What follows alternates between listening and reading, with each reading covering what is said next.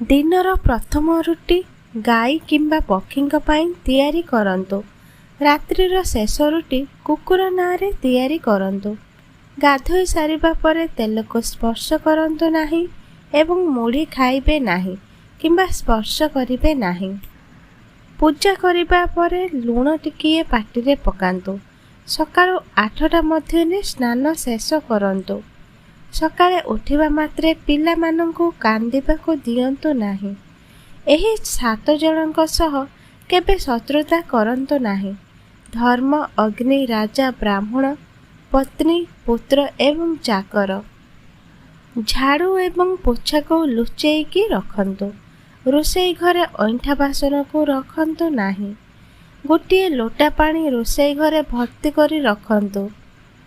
ଅସଲି ମହୁ ଫ୍ରିଜରେ ରଖିଲେ ଜମାଟ ବାନ୍ଧେ ନାହିଁ ଓ ଅସଲି ମହୁ ଉପରେ ମାଛି ବସନ୍ତି ନାହିଁ। ଠାକୁର ଘରକୁ ଗୁରୁବାର କିମ୍ବା ଏକାଦଶୀ ଦିନ ସଫା କରନ୍ତୁ ନାହିଁ। ଠାକୁର ଘରକୁ ପ୍ରତ୍ୟେକ ଶନିବାର ଦିନ ସଫା କରନ୍ତୁ ଏବଂ ଗଙ୍ଗା ପାଣି ସିଞ୍ଚନ କରନ୍ତୁ। ଠାକୁର ଘରର ଦୀପ ସବୁବେଳେ ପରିଷ୍କାର କରି ଜଳାଇବା ଉଚିତ। ଠାକୁରଙ୍କ ଫଟୋ କିମ୍ବା ମୂର୍ତ୍ତିକୁ ସଫା କରିବା ସମୟରେ କେବେ ବି ଭୂମି ଉପରେ ରଖନ୍ତୁ ନାହିଁ। ପିତ୍ତଳ ଥାଳିରେ ରଖି ସଫା କଲେ ଉତ୍ତମ।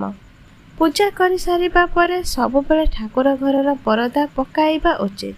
ସମସ୍ତ ମନ୍ଦିରକୁ ଗଲାବେଳେ ପ୍ରଥମେ ବାହନକୁ ମୁଣ୍ଡିଆ ମାରନ୍ତୁ, ତାପରେ ଘଣ୍ଟି ବଜାନ୍ତୁ, ତାପରେ ଠାକୁରଙ୍କୁ ଦର୍ଶନ କରନ୍ତୁ। ସକାଳୁ ଉଠିବା ମାତ୍ରେ ଚରିତ୍ରହୀନା ନାରୀ, ଲଙ୍ଗଳା ଛୁଆ, ଅଖିଆ ଲୋକ, କୋର୍ପଣ ଲୋକ ଓ ଭିକାରୀ ଏମାନଙ୍କ ମୁହଁ ଦେଖନ୍ତୁ ନାହିଁ। ଦର୍ଶକ ବନ୍ଧୁ, ଭିଡ଼ିଓ ଯଦି ଭଲ ଲାଗୁଥାଏ ଭିଡ଼ିଓକୁ ଲାଇକ୍ କରନ୍ତୁ, ଚ୍ୟାନେଲକୁ ନିଶ୍ଚିତ ଥରେ ସବସ୍କ୍ରାଇବ୍ କରନ୍ତୁ। ଧନ୍ୟବାଦ। ଜୟ ଜଗନ୍ନାଥ।